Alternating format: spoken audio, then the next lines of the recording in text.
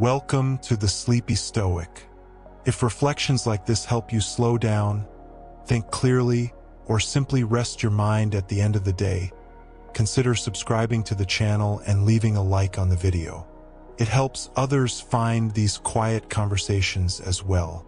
And if there's a challenge from daily life you'd like us to explore, something about work, relationships, anxiety, discipline, or simply trying to live well, let me know in the comments. Many of these reflections begin with questions from people just like you. Now let's begin. There are moments in life when everything seems to come at once. The demands multiply faster than you can address them. The problems stack upon problems. The mind races from one concern to another without rest, without clarity, without the sense that any of it can be managed. This is not merely being busy. This is something else entirely. This is overwhelm, that particular state where the complexity of what faces you exceeds your present capacity to organize it, to understand it, to know where to begin. If you are listening to this in such a moment, you are not alone in the experience. And you are certainly not the first to encounter it.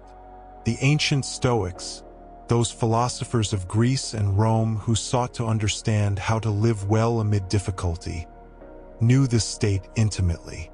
They lived in times of plague, war, political upheaval, and personal tragedy. Marcus Aurelius, the emperor who wrote his meditations during military campaigns, knew what it meant to face circumstances that threatened to exceed his capacity to respond. Seneca, advisor to emperors and witness to the violence of imperial politics, understood the feeling of being pulled in too many directions at once. Epictetus, who began his life as a slave, knew what it meant to have no control over the circumstances pressing in from every side. What they discovered, through philosophy and through practice, was not a way to make the chaos disappear. They found instead a way to meet it, to move through it, to restore a sense of inner order even when the outer circumstances remained turbulent. They developed a systematic approach, a way of thinking that could be applied in the worst moments, that could help the overwhelmed mind find its footing again. This is what we will explore together, not as an abstract philosophical exercise, but as a genuine path from chaos to calm, from the scattered, frantic state of overwhelm to the clarity of mind that allows you to move forward, one steady step at a time. The Stoics believed that philosophy was not meant merely for contemplation. It was meant to be used. It was a set of tools, practices, and perspectives designed specifically for the difficult moments. They called it a medicine for the soul. And like any medicine, it works best when applied at the right time, in the right way, with patience and care. So we begin not by dismissing what you feel, but by acknowledging it. The overwhelm is real. The complexity is real. The difficulty is real. What the Stoics offer is not a way to pretend otherwise, but a way to work with reality as it is, to find within yourself the resources you need to meet what faces you. Overwhelm begins with a loss of perspective. This is the first thing to understand. When the mind is calm and clear, it can distinguish between what matters and what does not, between what requires immediate attention and what can wait, between what is truly in your control and what is not. But when overwhelm sets in, these distinctions collapse. Everything seems equally urgent. Everything seems equally important. Everything seems to demand your attention right now. The Stoics recognized this as a failure not of character, but of perception. The circumstances themselves may not have changed, but your ability to see them clearly has been compromised. It is like trying to see the landscape when you are standing too close to a single tree. The tree fills your entire field of vision. You cannot see the forest. You cannot see the path. You cannot orient yourself in the larger space. Marcus Aurelius wrote often about the need to step back, to gain altitude, to see things from a wider perspective. He reminded himself that the troubles that seemed so overwhelming in the moment were small when viewed from the perspective of time, small when viewed from the perspective of the vastness of the world, small when viewed from the perspective of what truly matters in a human life. This is not to diminish real problems. It is to restore proportion. When you are overwhelmed, proportion is the first casualty. A missed deadline feels like a catastrophe. A difficult conversation feels like the end of a relationship.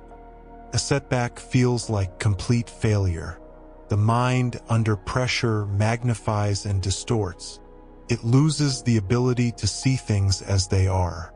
The Stoic practice, then, begins with a deliberate attempt to restore this perspective. Not by pretending problems do not exist, but by placing them in their proper context. You ask yourself, in the scope of my whole life, how significant is this? In a year, will this matter? If I were advising a friend facing this same situation, what would I say?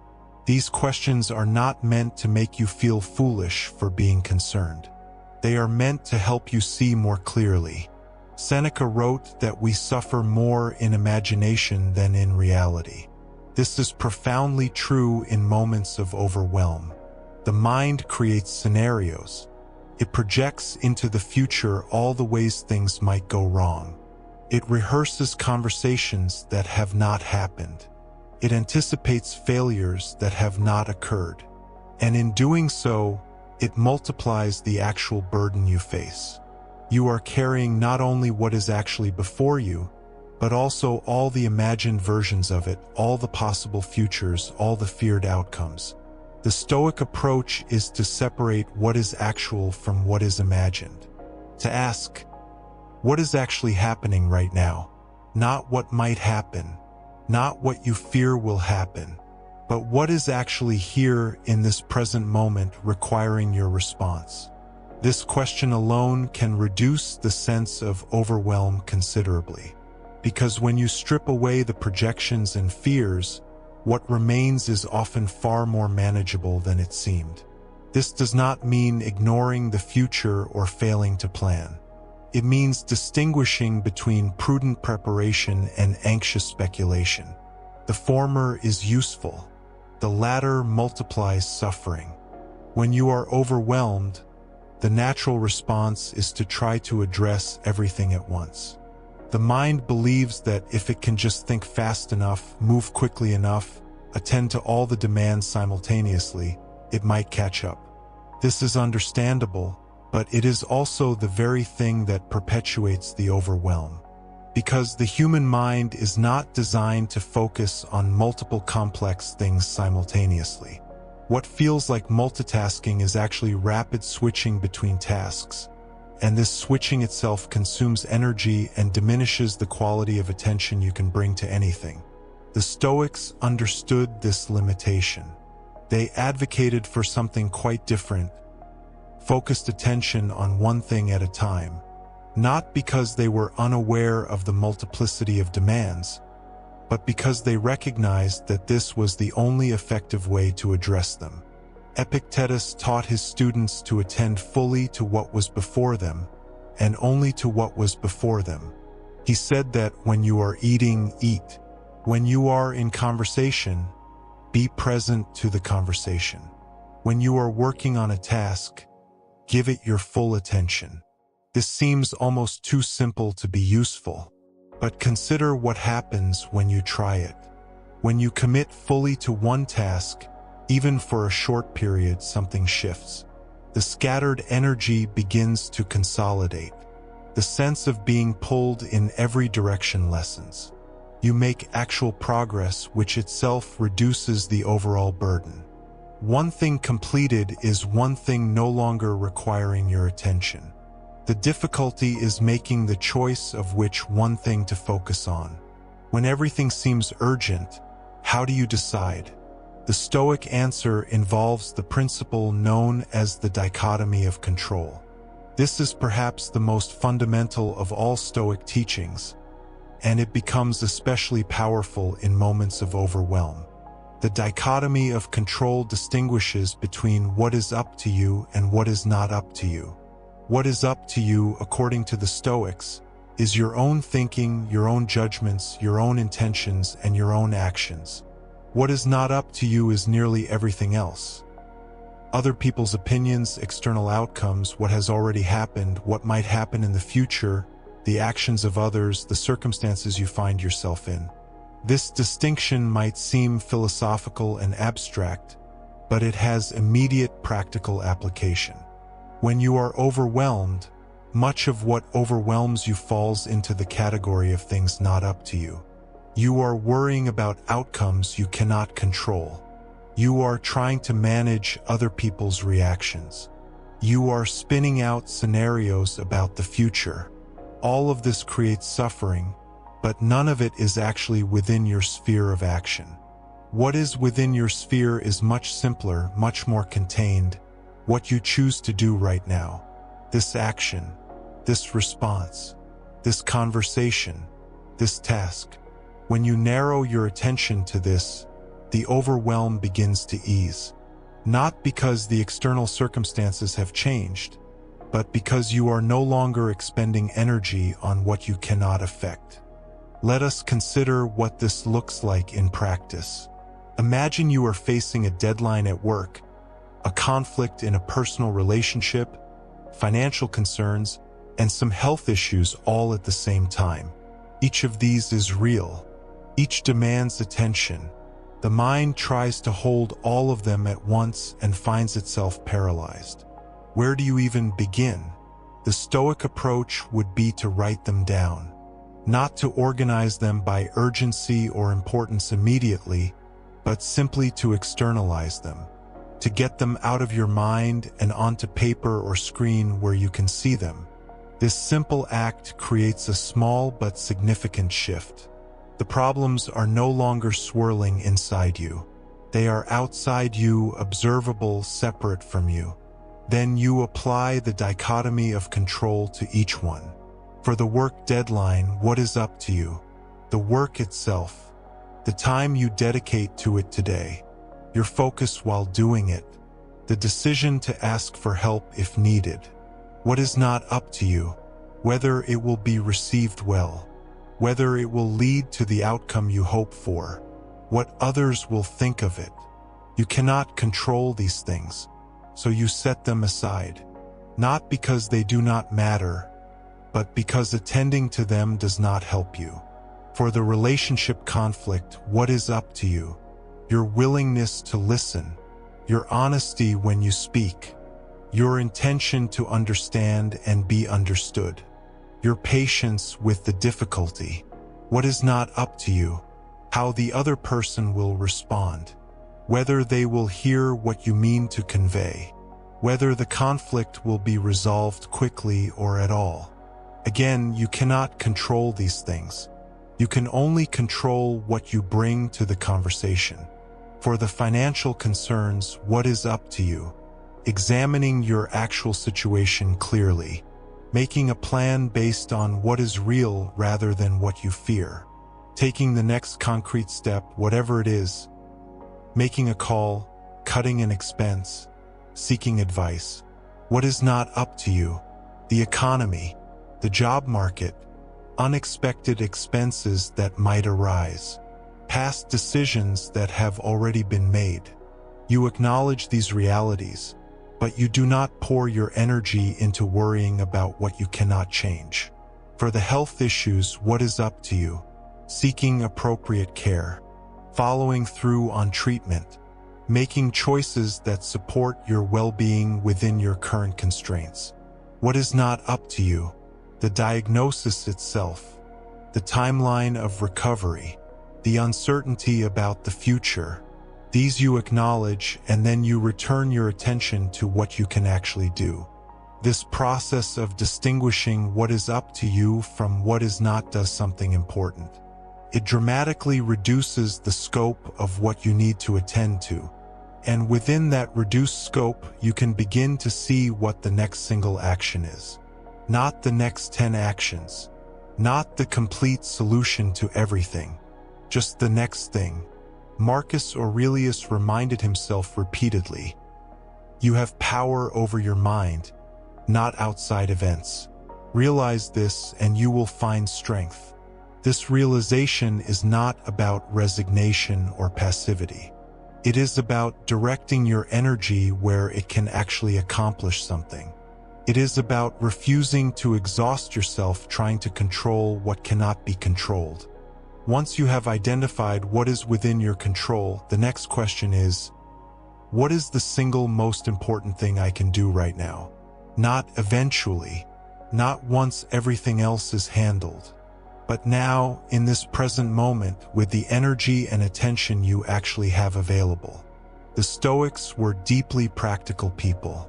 They understood that philosophical principles had to be translated into action, or they were merely intellectual exercises. Seneca wrote extensively about the use of time, about the importance of treating each day, each hour as valuable and irreplaceable. He criticized those who lived as if they had unlimited time, who squandered the present moment in anxiety about the future or regret about the past. When you are overwhelmed, time feels both too scarce and strangely distorted. There is too much to do and not enough time, and yet the hours can pass in a kind of frozen panic where nothing actually gets done. This is the paralysis of overwhelm. The mind is so busy racing between concerns that it cannot settle on any one thing long enough to make progress. The antidote is to reclaim the present moment, to say, I have this moment, this hour, this afternoon. What is the best use of it? And by best, the Stoics would not mean most productive in some external sense. They would mean most aligned with what is actually important, what is actually within your power, what will actually move you toward a state of greater clarity and peace. Sometimes the best use of the present moment is to rest. This is hard to accept when you are overwhelmed, because rest feels like falling further behind. But the Stoics understood that a depleted mind cannot think clearly, cannot make good decisions, cannot respond to difficulty with wisdom and care. Seneca spoke about the importance of restoring the mind, of giving it space to recover its strength. If you have not slept, sleep is not a luxury. It is a necessity if you are to address anything else effectively. If you have not eaten properly, attending to your physical needs is not a distraction from the important work. It is the foundation that makes the important work possible. The Stoics were not ascetics who denied the body. They understood that the mind and body work together, and that caring for one is caring for the other. Sometimes the best use of the present moment is to take a single concrete action, no matter how small. To send one email, to make one call, to complete one task. The size of the action matters less than the fact that you are moving, because movement breaks paralysis. Completion, even of something small, restores a sense of agency. It reminds you that you can affect your circumstances, that you are not entirely at the mercy of what overwhelms you. Sometimes the best use of the present moment is simply to be present, to step outside and notice the sky, to breathe slowly and feel your body breathing, to acknowledge that despite everything that feels chaotic, you are here, you are alive, this moment exists. The Stoics practiced this kind of presence deliberately. They understood that the mind needs anchors, points of contact with simple, undeniable reality. The path from chaos to calm is not a single dramatic shift. It is a series of small, deliberate steps. Each step restores a little bit of order. Each step reclaims a little bit of clarity. And gradually, without forcing, the sense of overwhelm begins to ease. This is important to understand, because one of the things that keeps us trapped in overwhelm is the belief that we need a complete solution immediately.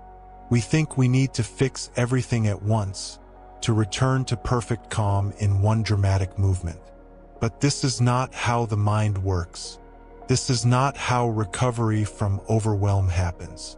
The Stoics spoke often of progress, of gradual improvement, of becoming a little better today than you were yesterday. Epictetus told his students that no one becomes good suddenly. Philosophy is practiced over time, applied repeatedly, refined through use. The same is true of recovering from overwhelm. You practice the principles. You apply them to one situation, then another. You notice when you have lost perspective and you work to restore it. You catch yourself trying to control what cannot be controlled, and you redirect your energy toward what can be controlled. Each time you do this, it becomes a little easier. Not because the circumstances become easier, but because you are strengthening your capacity to meet them. You are training your mind in the Stoic way. You are building what Marcus Aurelius called the inner citadel, that place within yourself that remains unshaken regardless of external turbulence. This inner citadel is not about being unfeeling or detached. It is about having a stable center.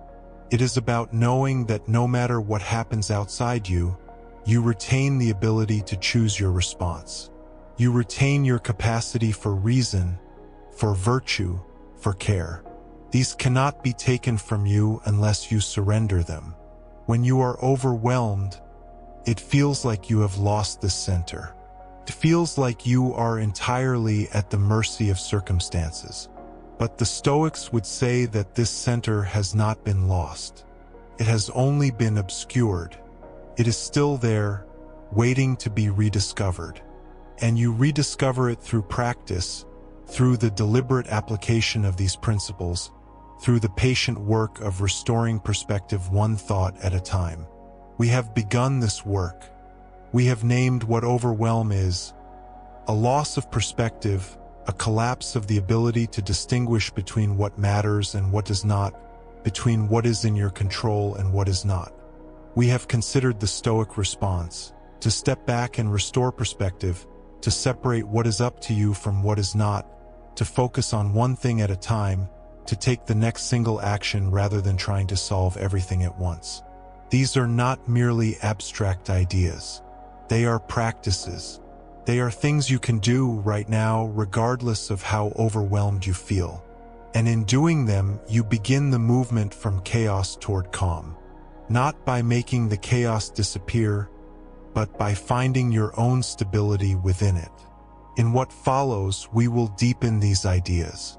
We will explore them from different angles, consider how they apply in specific situations, and look at what the Stoics themselves wrote and practiced. But the foundation is here. The path begins here, with the simple recognition that you have more power than you think, and that power lies in directing your attention toward what is actually yours to address. We have established that overwhelm is not primarily about the volume of challenges, but about the loss of perspective, the collapse of our capacity to distinguish what matters from what doesn't, what we can influence from what lies beyond our reach. Now we turn towards something more particular, the actual mechanism by which chaos transforms into order, not through wishful thinking or sheer willpower, but through the systematic application of principles that the Stoics refined over centuries. The first principle, and perhaps the most essential, concerns recognition. Before we can address overwhelm, we must see it clearly for what it is. The Stoics insisted that most of our suffering comes not from events themselves, but from our judgments about those events. This is not mere wordplay. It points towards something profoundly practical. When we feel overwhelmed, we are experiencing a collapse of our capacity to judge clearly. Everything seems equally urgent, equally threatening, equally important. This is the hallmark of lost perspective. Marcus Aurelius, writing in his personal journal during military campaigns and plague, returned again and again to this basic diagnostic question. What is the nature of the thing before me? Not how does it make me feel, not what stories am I telling about it, But what actually is it? This is where Stoic practice begins, not with heroic acceptance or forced calm, but with simple, clear seeing. Consider a moment of genuine overwhelm. Perhaps you're facing multiple deadlines at work, a difficult conversation you've been avoiding, financial pressures, health concerns, relationship tensions, and beneath it all, a gnawing sense that you're falling behind in ways you can't quite articulate. The Stoic approach does not ask you to minimize these concerns or pretend they don't matter. Instead, it asks you to look at each one clearly, stripped of the emotional charge that makes everything blur together. This act of clear seeing is itself a form of order. When we name things accurately, when we distinguish one concern from another, we have already begun to emerge from chaos. The overwhelmed mind treats everything as one undifferentiated mass of threat. The clear mind sees distinct challenges, each with its own nature, each requiring its own response. Epictetus taught his students to practice this constantly. When something appears overwhelming, pause and ask, "What is this? Precisely?" Not what might it lead to, not what does it remind me of, but what is it right now? A difficult email is an email, not a referendum on your worth. A financial setback is a specific amount of money needed by a specific time, not proof that you'll never achieve security. This is not positive thinking. This is accurate thinking. The power of accurate thinking cannot be overstated. When we see things clearly, we can often see that they are smaller than we thought, or at least more specific. A vague sense of being overwhelmed by work becomes, "I have 3 reports due, 1 difficult conversation to initiate, and I'm unclear about the expectations for next quarter." This is still challenging, but it's no longer chaos. It's a list of specific items, each of which can be addressed. Once we have begun to see clearly, the next principle emerges naturally: the dichotomy of control. This is perhaps the most famous Stoic concept, and also the most frequently misunderstood. It does not mean accepting everything passively or pretending we have no influence over our lives. Rather, it means making a fundamental distinction that allows us to direct our energy wisely. Epictetus states it plainly at the opening of his handbook. Some things are up to us, and some things are not up to us. Up to us are our judgments, our impulses, our desires and aversions, in short, whatever is our own doing. Not up to us are our body, our property, our reputation, our position, in short, whatever is not our own doing. When we first encounter this division, it often seems too stark, too simple. Surely our body is partly up to us, we think. We can exercise, eat well, rest properly. And this is true. But Epictetus means something more precise. We can influence our body, but we do not ultimately control it. Can fall ill despite our best care. It ages regardless of our wishes. It responds to the world in ways we cannot fully command. This distinction becomes crucial when we're overwhelmed. Much of our overwhelm comes from trying to control what cannot be controlled. We exhaust ourselves attempting to manage how others perceive us, trying to force outcomes that depend on factors beyond our influence, struggling against realities that remain unchanged by our struggling. The Stoic practice is not to give up on influencing what we can influence. Rather, it's to recognize the difference between influence and control, between doing what we can and demanding that our efforts guarantee specific results. This recognition is deeply liberating. It allows us to act without the added burden of trying to control the uncontrollable. Think of it this way: you can prepare thoroughly for a presentation, but you cannot control how your audience receives it. You can be honest and kind in a relationship, but you cannot control whether the other person responds as you hope. You can work diligently and skillfully, but you cannot control whether you receive recognition or reward. This is not pessimism. It's precision, and precision allows for effective action. When we're overwhelmed, we often waste tremendous energy on things outside our control. We replay conversations we cannot change. We worry about others' opinions we cannot dictate. We catastrophize about futures we cannot predict. Meanwhile, what we can actually do in this moment, the thing that is genuinely up to us, goes unattended. Seneca observed that we suffer more in imagination than in reality. When we apply the dichotomy of control, we begin to see how much of our overwhelm exists in this imaginative suffering. We're not just dealing with actual challenges, we're dealing with our fears about those challenges, our judgments about what they mean, our stories about what they'll lead to. The practical application of this principle begins with a simple inventory. When you feel overwhelmed, take a few moments to write down everything that seems to be pressing on you. Don't organize it, don't prioritize it, just list it all. Work demands, relationship concerns, health issues, financial worries, that project you keep meaning to start, the person you need to call back, the decision you've been avoiding. Everything. Now go through the list with one question in mind. Is this something I can directly control, something I can influence, or something entirely outside my sphere of action? The key is to be ruthlessly honest. We often think we can control things we can only influence, and we ignore the things we actually can control because they feel small or insignificant. What you'll typically find is that very few things are entirely within your control. Even your own thoughts and reactions require practice to manage.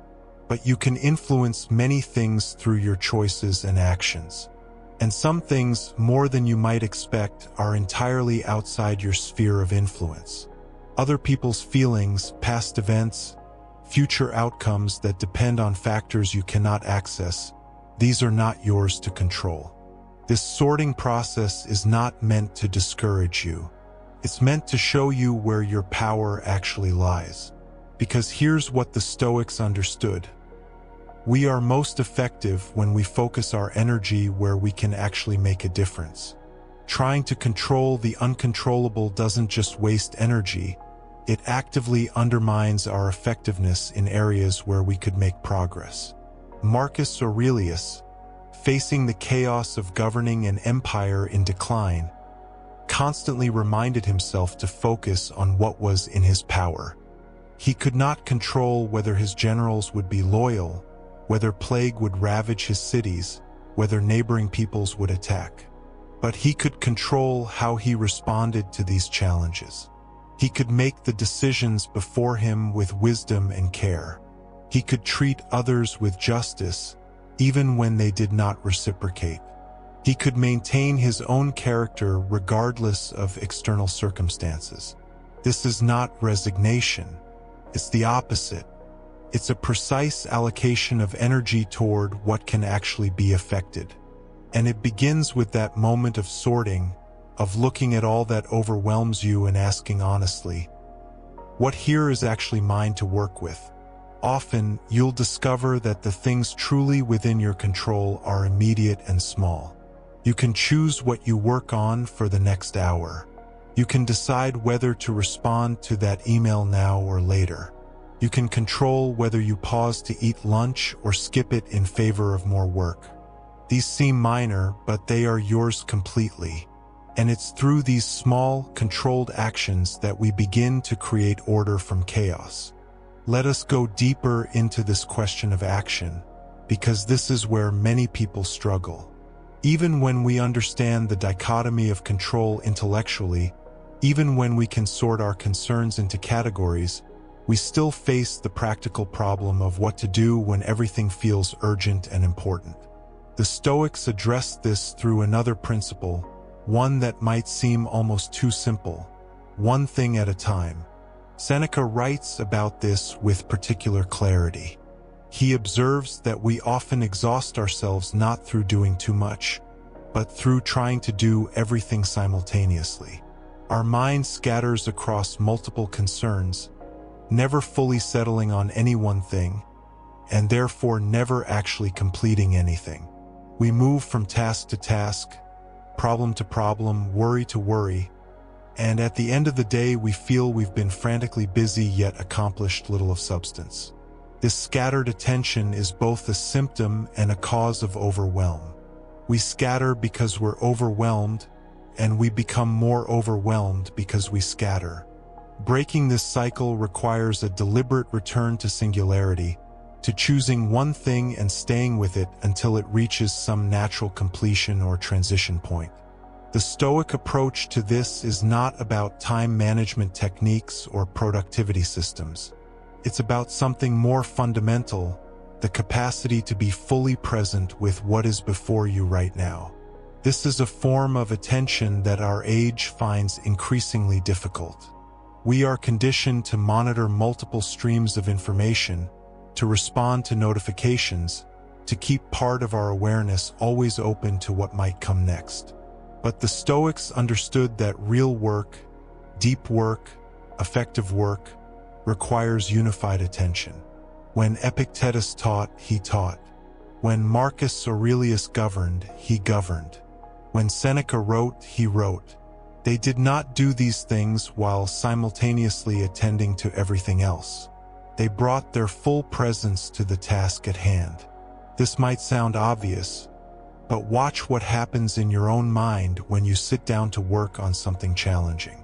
Within minutes, perhaps within seconds, part of your attention wanders to other concerns. You think about the email you need to send later, the conversation you had this morning, the project that's due next week. Your body is present, but your attention has fragmented.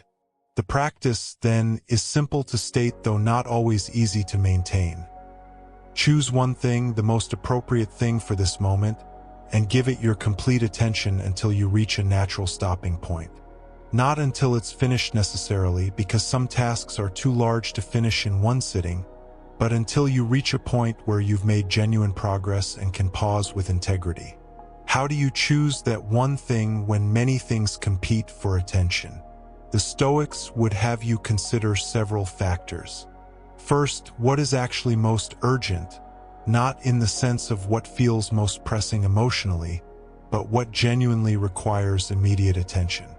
Second, what is most important in the larger scheme of living well? And third, what is actually available to you right now given your energy, resources, and circumstances? These questions help us distinguish between true priorities and the anxiety-driven urgency that often characterizes overwhelm. True urgency is rare. Most things that feel urgent are actually important but not immediately time-sensitive, or they're time-sensitive but not actually important to our larger purposes. Learning to see this difference is essential. Consider a typical day when you're feeling overwhelmed. You might wake with 10 things on your mind, each one seeming to demand immediate attention. The Stoic approach asks you to pause before reacting to this sense of urgency. Look at those 10 things clearly. Which one, if you addressed it with focused attention right now, would most serve your capacity to live well? Not which one is most anxiety-producing, not which one other people are pushing you to do, but which one genuinely deserves your attention in this moment. Sometimes the answer is counterintuitive. The most urgent feeling thing might actually need to wait because you lack some necessary information or resource. The most important thing might not be any of the 10 on your list, but rather something simpler: eating breakfast, taking a walk, or having a genuine conversation with someone you care about. The Stoics understood that maintaining our capacity to act wisely is itself a priority, and sometimes that means attending to basic needs rather than pushing through them to get to the urgent tasks. Once you've chosen that one thing, the practice is to protect your attention fiercely. This is where we often fail. We choose to focus on something, then immediately allow interruptions, distractions, and mental wandering to fragment that focus. The ancient Stoics didn't have email and smartphones, but they understood the same principle. Attention is precious. It should not be given carelessly. Epictetus spoke of this in terms of guarding our inner space. He used the metaphor of a fortress, a personal citadel that we can choose to defend or leave open to invasion. Every time we let our attention be pulled away from what we've chosen to focus on, we've left a gate open. Every time we indulge a worry about something we cannot address right now, we've allowed an intruder into our inner space. This doesn't mean rigidity or perfectionism. It means appropriate boundaries. When you're working on something that deserves your focus, you can choose to give it that focus fully. When you reach a natural pause, you can choose to shift to something else. But these transitions should be conscious choices, not automatic reactions to whatever stimulus happens to present itself. The benefit of this practice, one thing at a time with full presence, is cumulative. Not only do you accomplish more in practical terms, you also begin to rebuild your sense of agency. Overwhelm creates a feeling of helplessness, a sense that you're being acted upon by forces you cannot manage. When you choose one thing and complete it with focused attention, you prove to yourself that you can, in fact, act effectively. This proof is medicine for overwhelm. There is another dimension to this practice of focused attention that deserves exploration. It concerns not just what we attend to, but how we attend, the quality of our presence with whatever task or challenge is before us. The Stoics, particularly Marcus Aurelius, emphasized the importance of bringing our full humanity to each action, not merely going through the motions, but engaging with care, skill, and appropriate feeling. This might seem like an additional burden when we're already overwhelmed, one more thing to manage on top of everything else. But it's actually the opposite. When we bring quality attention to what we're doing, the doing itself becomes less draining. It's the scattered, resentful, half-present approach to tasks that exhausts us. Full presence, even with difficult tasks, has its own kind of energy. Think about times when you've been completely absorbed in an activity. Perhaps you were cooking a complex meal, working on a creative project, or helping someone with a problem they were facing. In those moments, time passed differently. Effort felt natural rather than forced. You weren't fighting yourself to stay focused, you were simply engaged. The Stoics understood that this quality of engagement is always available to us, but we must choose it consciously, especially when we feel overwhelmed. The choice is not always easy. When we're overwhelmed, we often approach tasks with a kind of grim endurance, a sense of just getting through them.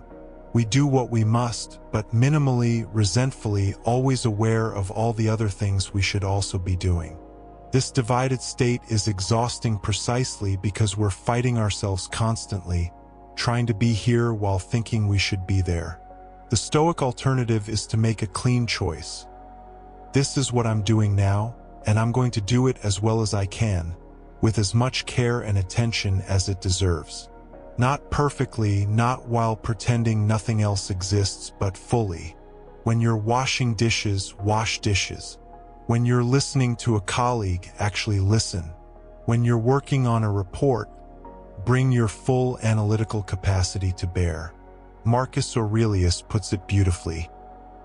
Concentrate every minute like a Roman, like a man, on doing what's in front of you with precise and genuine seriousness, tenderly, willingly, with justice.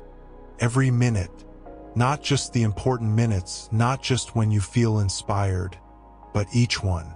This is not a recipe for exhaustion.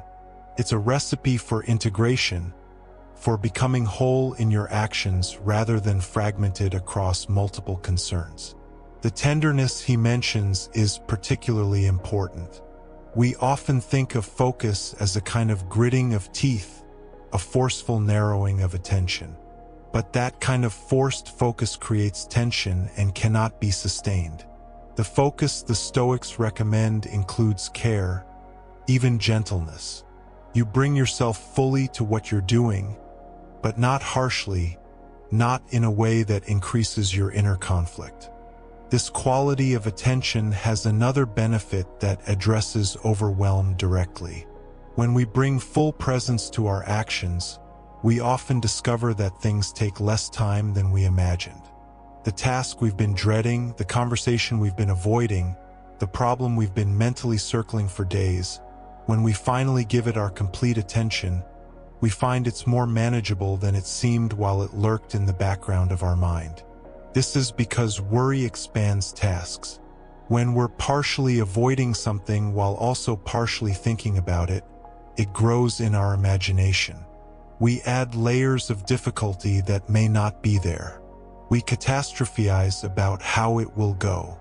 We rehearse all the ways it might be difficult. Meanwhile, the actual task, the one we'd face if we simply turned toward it directly, remains whatever size it actually is. The Stoic practice of clear seeing applies here as well. When you sit down to write that difficult email, when you make that uncomfortable phone call, when you begin that project you've been putting off, you're working with reality rather than your anxious imaginings about reality. Reality is often more straightforward than our worries suggest. This doesn't mean everything is easy. Some tasks genuinely are difficult. Some conversations really are uncomfortable. Some problems don't have simple solutions. But even with genuinely difficult things, we make them harder by approaching them with divided attention, resentment, and dread. The difficulty that belongs to the task itself is one thing. The difficulty we add through our mental resistance is another. What we're working toward through all these practices, attention to one thing at a time, clear seeing, appropriate allocation of energy, is a restored sense of equilibrium. Not a permanent state of calm that will never be disturbed, but a baseline of inner steadiness that we can return to even after being knocked off balance. The Stoics understood that we will be disturbed. Life guarantees this, but they also understood that we can cultivate the capacity to recover our balance more quickly, more gracefully. This capacity is built through small, repeated practices. Each time you notice your attention has scattered and bring it back to your chosen focus, you're strengthening this capacity. Each time you sort through your concerns to identify what's actually yours to work with, you're developing the skill of clear seeing. Each time you give full presence to a simple task, you're practicing integration rather than fragmentation. These are not dramatic interventions. They won't immediately resolve all your challenges or eliminate overwhelm permanently. But they shift something fundamental in how you relate to difficulty. Instead of being someone to whom things happen, someone blown about by circumstances and reactions, you begin to recover your agency. Not control over external events, which remains limited, but agency in how you meet those events, how you allocate your energy, where you place your attention. This is what the Stoics meant by freedom. Not freedom from challenges or difficulties, but freedom in how we engage with them. Not absence of feeling, but the capacity to feel without being swept away. Not a life without chaos, but the ability to find and maintain order within ourselves regardless of external circumstances. There is a moment when overwhelm has begun to recede, when a different kind of challenge emerges. The immediate storm has passed. You have sorted what is yours from what is not. You have identified the one thing that deserves your attention first. And yet, the landscape before you still appears vast and uncertain. This is the phase the Stoics understood well. It is not the initial crisis that tests us most severely, but the middle distance. The long view between recognition and resolution. Between seeing clearly and arriving at clarity's destination. Seneca wrote often about the endurance required not just for dramatic trials, but for the patient application of wisdom across time. He observed that many can rise to meet a sudden disaster with courage, but fewer maintain their composure through the slower work of reconstruction. The mind that has been overwhelmed does not simply reset itself. It requires tending. Consider what overwhelm actually does to the structure of your thinking. It fragments attention. It creates the sensation that everything must be addressed simultaneously, which is itself impossible and therefore generates further anxiety. The overwhelmed mind loses its natural ordering capacity. It cannot easily distinguish between urgent and important, between necessary and merely loud. The Stoics approached this not as a failure of character, but as a natural consequence of finite human attention meeting apparently infinite demands. Marcus Aurelius, managing an empire while on military campaign, certainly knew what it meant to face more tasks than hours in a day. His meditations return again and again to the practice of ordering his mind before ordering his actions. He reminds himself that confusion arises when he tries to hold everything at once. That clarity comes from considering one thing fully, then the next. That the mind, like the hand, can only grasp so much at a time without dropping everything. This is not a counsel of slowness for its own sake. It is a recognition of how attention actually functions. The mind overwhelmed attempts to multiply itself, to be in many places at once, and succeeds only in being nowhere fully. The mind restored to order accepts its singular nature. It places itself where it is needed, completes what can be completed, then moves deliberately to the next necessary thing. There is a particular quality of attention that emerges from this approach. It is not the frantic scanning of someone checking all horizons for threats, nor is it the narrow fixation that misses context. It is something steadier, a calm awareness that can hold complexity without being pulled apart by it. The Stoics cultivated this through practice. Not occasional practice when crisis demanded it, but daily practice that prepared the mind for both crisis and calm. Epictetus insisted his students train in small things so they would not falter in large ones. The habit of bringing scattered attention back to a single point. The habit of finishing one thought before beginning another. The habit of distinguishing what requires immediate action from what merely feels urgent. These are not dramatic exercises. They are quiet disciplines that reshape how the mind meets the world. And in the aftermath of overwhelm, they become the path back to equilibrium. Not through force or suppression, but through patient restoration of the mind's natural capacity to order itself. What does it mean to restore order to a mind that has experienced genuine overwhelm? The question itself deserves careful consideration, because our answer shapes our approach. If we imagine order as a kind of rigid control, we will strain toward it and likely create new forms of tension. If we imagine it as the absence of difficulty, we misunderstand both order and difficulty. The Stoic conception of order is more subtle and more sustainable than either of these. Order, for the Stoics, meant alignment between your understanding and your actions. It meant your thoughts flowing in accordance with nature, which is to say, in accordance with reality as it actually is rather than as anxiety imagines it to be. An ordered mind is not one emptied of content or challenge, but one that meets content and challenge from a stable foundation. Think of how a skilled craftsman works. There are many tools, many materials, many steps in the process. From outside, the workshop might appear cluttered, complex, but the craftsman knows where each thing belongs, knows which tool serves which purpose, knows the sequence of steps that transforms raw material into finished work. This is order not as emptiness but as right relationship between elements. Your mind after overwhelm needs something similar. not the elimination of all demands or concerns, but the restoration of right relationship between them. The recognition that this thought belongs here, that concern there, that this action follows from this value, that this worry examined closely dissolves because it addresses nothing you can actually influence. Seneca offers a helpful image when he describes the mind as a household. A well-ordered household is not one with no activity, no inhabitants, no needs. It is one where each person knows their role, each item has its place, each day has its rhythm.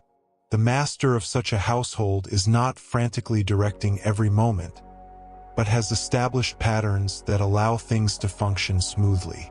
The overwhelmed mind is like a household where every routine has broken down simultaneously.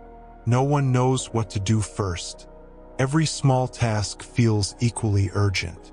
The sense of order that usually operates invisibly has vanished, and suddenly everything requires conscious decision. The path back begins with the simplest routines. Not the complex coordinations, but the foundational patterns. In a household, this might mean ensuring meals happen, that basic cleanliness is maintained, that people sleep. The elaborate hosting of guests can wait. The reorganization of storage can wait. First, the essential rhythms that sustain life. For the mind, this means returning to the most basic practices of attention. Can you sit with one thought for a full breath without another intruding? Can you complete one small action with your full presence? Can you distinguish between what you imagine might happen and what is actually happening now? These are not trivial questions. They are the foundation upon which more complex ordering becomes possible.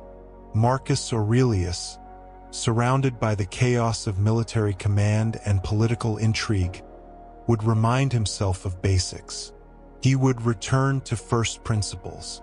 What is in my control right now? What is the appropriate action for this moment?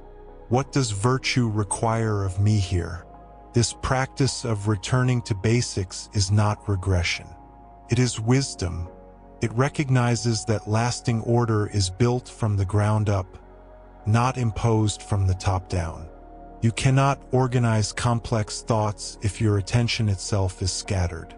You cannot make sound decisions if you cannot first establish what is actually true. There is something deeply compassionate in the Stoic approach to rebuilding after overwhelm. It does not demand instant mastery. It does not shame the mind for having been scattered. It simply begins where you are and works with what is actually present. Epictetus, who had himself endured slavery and physical hardship, understood that human beings have limits.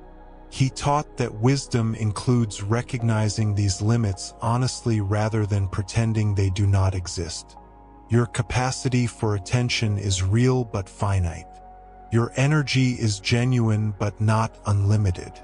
Your ability to process difficulty is substantial but not infinite. Overwhelm often occurs precisely when we ignore these limits. When we attempt to extend ourselves beyond what is actually possible, believing we should be able to manage more than we can. The mind protests, and we interpret this protest as weakness rather than as information about reality. Consider how you would approach a physical injury. If you strained a muscle, you would not immediately demand that it perform at full capacity. You would allow healing. You would gradually rebuild strength.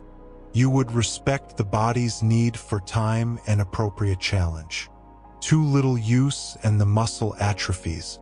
Too much too soon and you create new injury. The path back is calibrated, patient, progressive. The mind recovering from overwhelm deserves similar consideration. Not because the mind is fragile, but because it is valuable. Because you will need its full capacity for the long road ahead, and rushing its recovery serves no one. The Stoics made a practice of what they called appropriate action or kathekon. This meant acting in accordance with nature, including your own nature. It meant recognizing what is fitting for you in your actual circumstances, not what might be fitting for someone else or for you in different circumstances. After overwhelm, appropriate action might be quite simple. It might mean tending to basic needs first, eating properly, sleeping adequately, moving your body in ways that restore rather than deplete. These are not departures from philosophy. They are philosophy's foundation. The Stoics understood that virtue requires a functioning instrument. You are that instrument. There is no virtue in driving yourself to collapse in the name of productivity. There is no wisdom in ignoring your needs while claiming to serve higher purposes. The higher purpose is served by the person who maintains themselves appropriately, who recognizes that sustainability matters, that you cannot pour from an empty vessel. This might feel like permission to rest, and in a sense it is, but it is more than that. It is the recognition that rest is not opposed to effort, any more than breathing out is opposed to breathing in. They are complementary aspects of a sustainable rhythm. The mind that never rests becomes increasingly inefficient, increasingly prone to error, increasingly vulnerable to the very overwhelm you are working to recover from. Marcus Aurelius, despite the extraordinary demands on his attention, made time for rest and reflection, not because he had the luxury of doing so, but because he understood he could not afford not to. The empire required his judgment to be sound. His judgment required his mind to be clear. His mind required appropriate rest. You might notice how different this is from the contemporary valorization of exhaustion, the strange pride some take in busyness and depletion. The Stoics would have seen this as confusion, as mistaking the appearance of effort for actual effectiveness, as confusing motion with progress. As order begins to return, you will notice something interesting. The problems that seemed impossibly tangled when you were overwhelmed start to reveal their actual structure. Not because the problems have changed, but because your capacity to see them clearly has been restored. This is one of the more remarkable discoveries in recovering from overwhelm. The situation itself may be largely unchanged. The external demands may be just as numerous, but your relationship to them transforms as your mind regains its natural ordering capacity. What appeared as an undifferentiated mass of urgency begins to separate into distinct elements, each with its own character and requirements. The Stoics had a systematic approach to this clarification. They would examine each concern and ask specific questions about it. Is this something I can influence? If yes, what specific action would be appropriate? If no, why am I giving it my attention? Is this actually harmful or merely uncomfortable? Is this actually urgent, or does it simply feel pressing? These questions work like a sieve, sorting confusion into categories that can be addressed. Seneca describes this process as the work of philosophy itself. Not philosophy as abstract theorizing, but as practical wisdom applied to the actual texture of life. Philosophy as the tool that helps you see clearly what is actually before you. Let us walk through how this works with a concrete example. Imagine you are facing financial difficulty, work stress, a strained relationship, and a health concern simultaneously. When overwhelmed, these collapse into a single crushing weight. Everything feels equally urgent and equally impossible. But examined through the Stoic framework, they begin to separate. The financial difficulty. What portion of this is in your control? Perhaps not the full situation, but your spending today is yours. Your choice to seek information or advice is yours. Your decision to face it honestly rather than avoid it is yours. These are starting points, specific and actionable. The work stress. What causes it? Unreasonable demands from others? Your own perfectionism? Unclear priorities? Poor boundaries? Each cause suggests different responses, but you cannot respond appropriately until you identify what you are actually responding to. The Stoic practice is to examine rather than react, to understand before attempting to solve. The strained relationship. What is yours to do here? You cannot control another person's feelings or choices, but you can examine your own behavior. Have you been present, honest, kind? If the strain comes from legitimate differences, can you accept this without needing to force resolution? If it comes from your own actions, what amends can you make? The health concern. What aspect can you influence? Perhaps not the condition itself, but your response to it certainly. Seeking appropriate care. Following recommendations. Not catastrophizing about what might happen. Tending to what supports your well-being within your actual constraints. Notice what happens through this examination. The overwhelming mass becomes a series of specific situations, each with its own sphere of influence and its own appropriate response.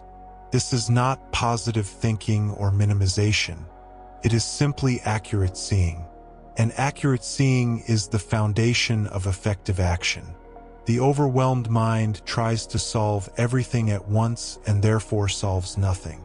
The ordered mind addresses what is actually addressable in a sequence that makes sense with appropriate effort in each domain. This is not because the ordered mind has fewer challenges, but because it has a clearer relationship to the challenges it faces. There is a particular practice the Stoics recommended for maintaining clarity once it has been regained. They called it the view from above, or sometimes the cosmic perspective. Modern readers occasionally misunderstand this as a way to diminish concerns or make problems seem trivial. It is actually something more precise and more useful. The practice involves pulling back from immediate immersion in difficulty to see it in larger context. Not to make it disappear, but to see it accurately. Marcus Aurelius would remind himself that he was a small part of a vast cosmos, that his troubles were temporary, that humans had faced similar challenges since time began and would continue to do so long after he was gone. This was not nihilism. It was perspective. It prevented his difficulties from filling his entire field of vision and blocking out everything else. It allowed him to hold his challenges as real but bounded, significant but not all-consuming.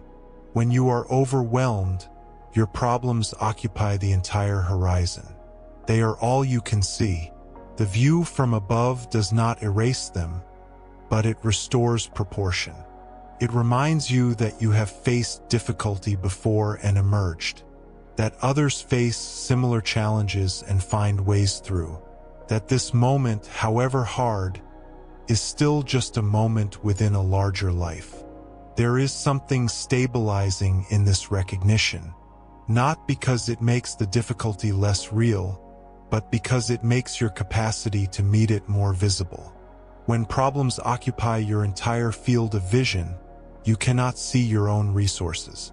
You forget your resilience, your intelligence, your history of successfully navigating trouble.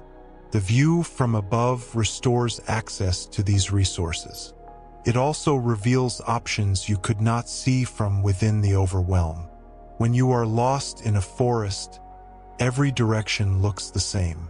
From above, you can see the paths, the clearings, the way the terrain actually lies. The Stoic practice of stepping back provides this elevated view. But there is a subtlety here worth noting. The Stoics did not recommend remaining in the elevated view permanently. The point was not to escape the particular into the abstract. It was to gain perspective that could then inform particular action. You step back to see clearly, then you step forward to act appropriately. Think of a painter working on a large canvas. She must work close, attending to specific brush strokes, mixing precise colors, judging individual textures. But periodically she steps back to see the whole composition, to check whether the parts she has been focused on serve the larger work, to notice what has been neglected, what needs attention, where the balance has shifted. Neither position is sufficient alone. Too much time close and she loses sight of the whole. Too much time distant and the necessary detailed work never gets done. The skilled painter moves between perspectives as needed, using each to inform the other. This is how the Stoic uses the view from above, not as escape from particulars but as a tool for seeing particulars more clearly. Not as a reason to stop caring but as a way to care more effectively. Not as diminishment of difficulty but as accurate measurement of it. When you have been overwhelmed, this practice helps restore proportion. Yes, you face challenges. Yes, they matter. Yes, they deserve your attention and effort. But no, they are not the totality of existence. No, they do not define your entire worth. No, they do not erase everything else that is true about your life and the world. This balanced view allows you to bring appropriate energy to what needs addressing without being consumed by it. It allows you to care deeply without being destroyed by that care. It allows you to engage fully while maintaining the equilibrium you need to engage effectively. As equilibrium returns, there is often a temptation to rush back into the patterns that preceded overwhelm, to resume all activities, to reclaim all responsibilities, to prove that you are fully recovered. The Stoics would counsel caution here, not timidity, but discernment. Overwhelm often arises not from a single unusual event, but from unsustainable patterns maintained over time. Perhaps you took on more than was reasonable. Perhaps you neglected necessary rest. Perhaps you failed to establish appropriate boundaries. Perhaps you lost sight of what actually matters beneath the accumulation of what seems urgent. Recovery, then, is not simply about returning to the previous state. It is an opportunity to examine what led to overwhelm and to adjust accordingly. This is not about blame or shame. It is about learning, about using difficulty as information, about allowing experience to make you wiser rather than just more wary. Seneca wrote extensively about the examined life. He suggested ending each day with a review, not to judge yourself harshly, but to notice patterns. What went well today? What could be improved? Where did you act in accordance with your principles? Where did you fall short? Not as failure, but as data for tomorrow's choices. This practice becomes especially valuable after overwhelm. It helps you identify the small divergences that accumulate into crisis, the slight overcommitment that builds into impossible obligation, the minor boundary violation that establishes a pattern of intrusion, the small neglect that grows into significant depletion. These are easier to address early, when they are still small. But you cannot address what you do not notice. The daily review creates the habit of noticing, of maintaining awareness of your patterns rather than sleepwalking through them until something forces awareness through crisis. There is also the question of what you choose to return to and what you choose to leave behind. Overwhelm often reveals what is actually essential by stripping away everything else. When you were at your limit, what truly mattered became visible. What you could not neglect even in extremity. What you discovered you could set down without disaster. This clarity is a gift, even though it came through difficulty. The Stoics believed that hardship, when met with wisdom, became a teacher. Not that hardship itself is good, but that it can be used well, that it can reveal truth that comfort obscures. Perhaps you discovered that certain obligations you thought essential were actually optional, that some relationships sustain you while others deplete you, that some activities align with your values while others merely fill time, that some sources of information inform you while others agitate you without benefit. These discoveries need not be dramatic. You need not burn your life down and start over, but you can make adjustments. Thoughtful, deliberate adjustments based on what you now know about your actual capacity and your actual values. This is not selfishness. It is stewardship of the life you have been given. Consider it this way. You are responsible for a certain amount of energy, attention, and time. These are finite resources. The question is not whether to spend them, but how to spend them wisely. Overwhelm often occurs when you spend them carelessly, without sufficient attention to return on investment. Not everything that asks for your energy deserves it. Not everyone who demands your attention has a legitimate claim. Not every opportunity represents a genuine opportunity for you specifically. The word no is not a failure of generosity. Sometimes it is the necessary protection of your capacity to say yes to what truly matters. The Stoics understood that wisdom includes not just knowing what to do, but knowing what not to do. That virtue sometimes expresses itself in restraint rather than action. That there is a kind of strength in recognizing and respecting limits rather than constantly testing them to destruction. Epictetus taught his students to distinguish between what is up to them and what is not as the very foundation of peace. But this teaching has a practical corollary. Among the things that are up to you is the choice of where to direct your finite attention and energy. You cannot attend to everything. The question is whether you will choose what deserves your attention or simply react to whatever demands it most loudly. The overwhelmed life is often the unreflective life. Not unintelligent, not uncaring, but unreflective. Responding to each demand as it arises without stepping back to ask whether this response serves your actual aims and values. Accumulating commitments without examining whether they align with your capacity or your purpose. The recovery from overwhelm invites a more examined approach. It creates a pause in which you can ask not just, "Can I do this?" but "Should I do this?" Not just, "Is this possible?" but "Is this wise?" Not just, "What will happen if I say no?" but "What will happen if I say yes?" These questions require honesty with yourself about your actual capacity, not your aspirational capacity, about what energizes you and what depletes you, about what you do well and what costs you disproportionate effort, about what matters to you and what you have accepted because you thought you should care even though you do not. The Stoics were not advocates of comfort or ease. They believed in challenging yourself, in developing capacity, in serving others and the common good. But they also believed in reality, in working with truth rather than fantasy, in sustainable effort rather than dramatic gestures that cannot be maintained. There is a kind of maturity in accepting your actual nature rather than perpetually straining toward an imagined ideal that does not fit you. Not everything that is good for you to do. Not every need is yours to meet. Not every problem is yours to solve. This is not callousness. It is clarity.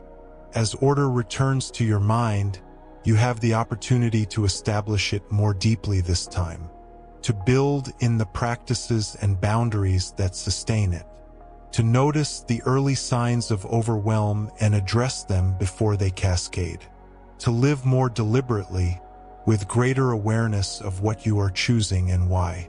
This is the path from chaos to calm that the Stoics traveled. Not once, but again and again. Not perfectly, but progressively. Not by transcending human limits, but by working skillfully within them. They understood that clarity is not a permanent state you achieve once and keep forever. It is a practice you return to daily, a discipline you maintain through attention. The chaos will rise again. Demands will multiply. Challenges will emerge. This is the nature of life in a complex world. But you need not be overwhelmed by it. You have tools now. You have practices. You have a framework for sorting confusion into clarity. You have evidence of your capacity to navigate difficulty. You have the wisdom of those who walked this path before you and left guidance for those who follow. The path is before you, step by step, one thing at a time, with order emerging from chaos through patient application of principle to practice. We have traveled through the territory of overwhelm together, mapping its contours, understanding its nature, recognizing the patterns that lead us into its grip.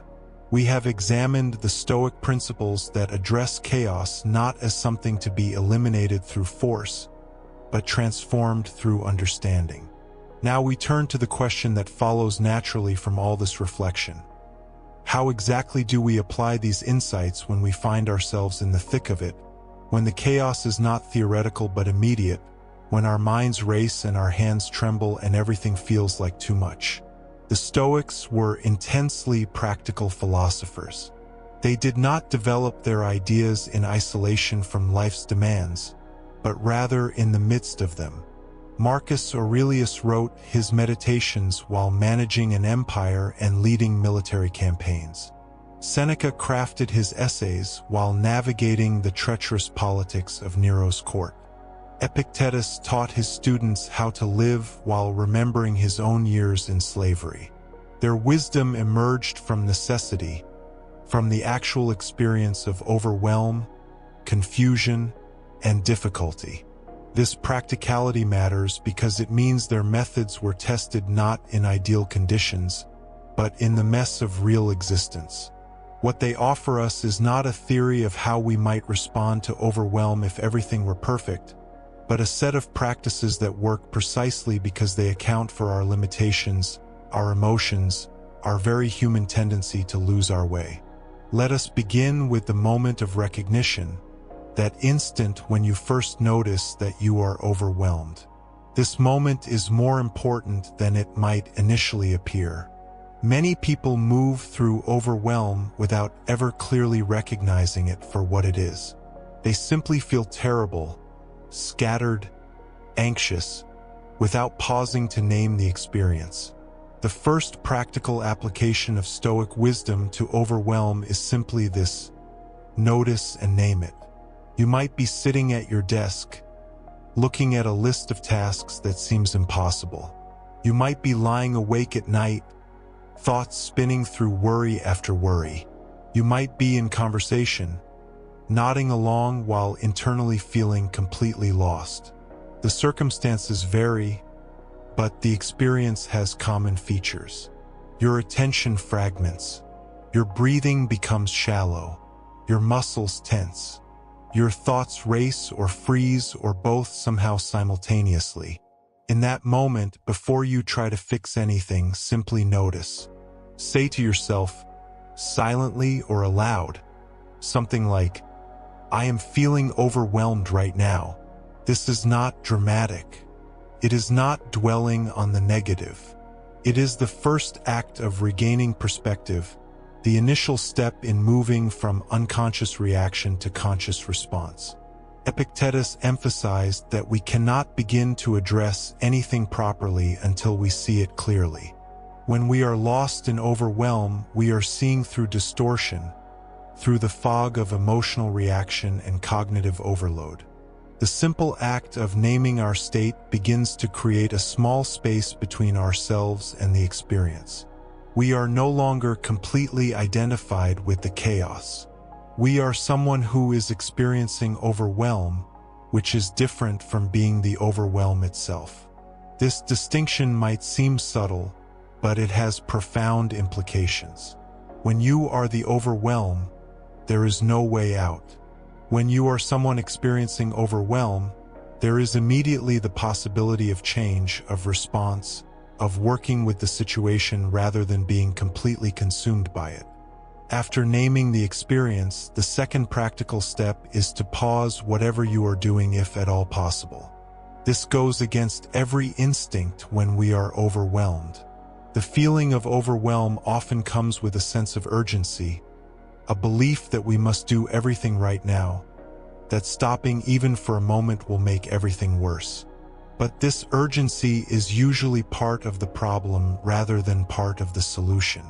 The Stoics understood that right action depends on right perception, and right perception requires a degree of calm.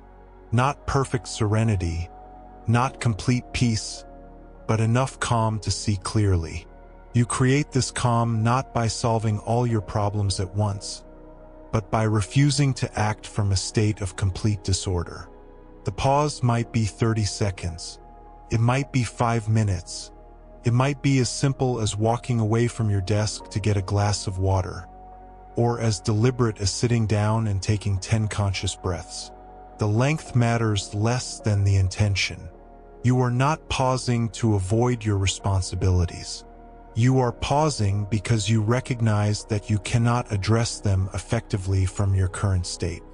Seneca wrote frequently about the importance of retreat, of stepping back from the rush of life to examine what we are doing and why. He did not mean abandoning our duties, but rather the periodic withdrawal of attention from external demands to the internal work of seeing clearly. When overwhelm strikes, this retreat needs to happen in miniature, compressed into whatever time and space you have available. During this pause, bring your attention to your breath. This is not because breathing exercises are magic, but because your breath is always with you, always available, and attending to it naturally slows the racing mind. You do not need to breathe in any particular pattern. Simply notice that you are breathing. Feel the air moving in and out. Let this be enough for a moment. As you do this, you might notice how tightly you have been holding yourself.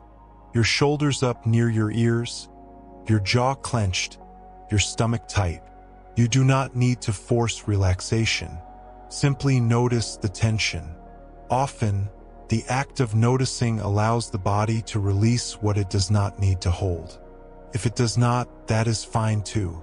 You are not trying to feel a certain way. You are trying to see clearly.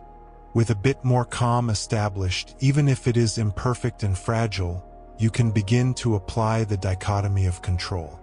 This is perhaps the most practical of all Stoic tools for overwhelm because it directly addresses the fundamental problem. We are trying to control too much, including much that is not actually up to us. Take whatever situation has overwhelmed you and begin to sort it. Not everything at once, but starting with the most immediate pressure. Ask yourself, what part of this is actually up to me? What part is not? This question alone begins to reduce the scope of what you need to handle. You might be overwhelmed by a project at work. The deadline is not up to you, it is set by others. Whether you will ultimately succeed in satisfying everyone is not up to you. It depends on their standards and judgments. What is up to you is how you approach the work, the quality of attention you bring to it, the decisions you make about what to do next. You might be overwhelmed by a relationship difficulty. Whether the other person will change is not up to you. Whether they will respond well to your attempts at communication is not up to you. What is up to you is how you choose to speak, whether you do so with honesty and care, whether you allow yourself to be controlled by their reactions. You might be overwhelmed by financial pressures. The broader economy is not up to you. Whether unexpected expenses will arise is not entirely up to you. What is up to you is how you respond to your current situation, what choices you make with the resources you have, whether you face the reality clearly or hide from it. The sorting is not meant to make you feel powerless. On the contrary, it is meant to reveal where your power actually lies.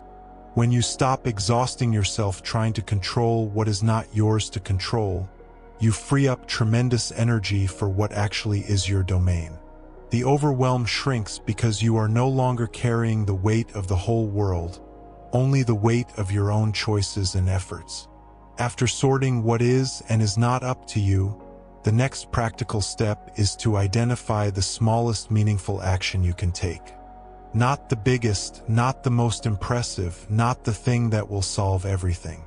The smallest action that moves in the right direction. This might be writing a single email. It might be making a single phone call. It might be cleaning a single surface in a chaotic room. It might be writing down the first task on a list rather than trying to hold everything in your head. The Stoics understood that action breaks paralysis. When we are overwhelmed, we often freeze. Everything seems equally urgent and equally impossible, so we do nothing, or we spin in frantic activity that does not actually address anything. Choosing one small action interrupts both patterns. It creates momentum without requiring heroic effort. Marcus Aurelius often reminded himself to focus on what was directly in front of him. Not the whole campaign, but the present decision. Not the entirety of ruling an empire, but the person standing before him now, the letter he was writing, the judgment he needed to make. He scaled his attention down to what was manageable, then attended to that completely. You can do the same. When faced with 12 urgent tasks, you do not need to figure out how to do all 12 simultaneously. You need to choose one and begin. The choice itself matters less than you might think. If you genuinely cannot determine which is most important, pick any of them. The act of beginning creates clarity that deliberation cannot provide. As you complete that small action, you practice what we might call conscious completion. You do not immediately rush to the next thing. You take a breath and acknowledge what you have just done. This is not self-congratulation. It is recognition. You are training your mind to notice progress rather than only seeing what remains undone. People who struggle with chronic overwhelm often have a peculiar blindness to their own actions. They complete tasks but immediately forget them, their attention leaping forward to everything still pending. This creates a psychological environment where effort feels futile, where nothing is ever enough, where the list only grows and never shrinks. By pausing after each small action to note its completion, you begin to correct this distortion. You are teaching yourself to see reality more accurately. Yes, much remains, but something has been done. You have moved. You are not as stuck as you felt 5 minutes ago. Then you identify the next small action. Not the next 5 actions, not a revised plan for everything, just the next one thing. And you do that, and you notice its completion, and you continue. This might sound tedious. It might seem like it would take forever to work through a truly overwhelming situation one tiny step at a time. But consider what happens when you try to do everything at once. You either freeze completely and do nothing, or you fragment your attention across multiple tasks and do all of them poorly, or you work in an unsustainable burst that leaves you depleted. The one thing at a time approach might seem slower, but it actually moves you forward consistently. More importantly, it allows you to maintain the quality of attention that produces good work. When you are trying to do 12 things simultaneously in your mind, none of them receive your full consideration. When you do one thing at a time, that thing gets your actual presence, your real thinking, your best effort. Epictetus taught his students that the essence of freedom is accepting what is necessary and doing what is appropriate. When you are overwhelmed, what is necessary is dealing with the situation. What is appropriate is addressing it thoughtfully rather than frantically. The one thing at a time method embodies both acceptance and appropriateness. As you work through tasks this way, you may encounter another common feature of overwhelm.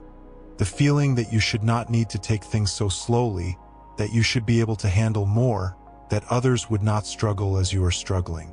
This is where the Stoic practice of compassion toward yourself becomes essential. The Stoics are sometimes misunderstood as harsh, as demanding perfection, as offering no room for human limitation. But this is not accurate. They certainly called for effort, for not indulging in unnecessary complaint, for taking responsibility. But they also recognized that we are all works in progress, all learning, all dealing with circumstances we did not choose. Marcus Aurelius wrote about this explicitly. He reminded himself that people make mistakes, that he himself was imperfect, that patience and understanding were necessary in dealing both with others and with oneself. He did not use his own failings as excuses, but neither did he berate himself for being human. When you notice self-criticism arising as you work through overwhelm, you can acknowledge it and set it aside. The voice that says you should not be struggling is not helping you address the situation. It is just adding another layer of difficulty. You do not need to argue with this voice or convince it that you are worthy. You simply need to recognize that it is not useful right now and return your attention to the next small action. This is not positive thinking or self-esteem work. It is practical. You have limited energy and attention. Spending that energy on self-criticism is spending it on something that does not move you forward. It is like carrying an extra weight while trying to climb. You can put it down not because you have judged yourself as deserving to put it down, but because carrying it serves no purpose. Throughout this process of working through overwhelm step by step, you will likely need to apply another Stoic practice: saying no to new demands. When we are overwhelmed, we are often in that state because we have taken on too much. Yet when we are overwhelmed, we are also often most vulnerable to taking on even more. This happens for several reasons. We feel guilty about our current struggles and want to prove we are still capable. We fear disappointing others. We have difficulty assessing our actual capacity when we are already stressed. We hope that somehow the new thing will be easier than what we are already dealing with.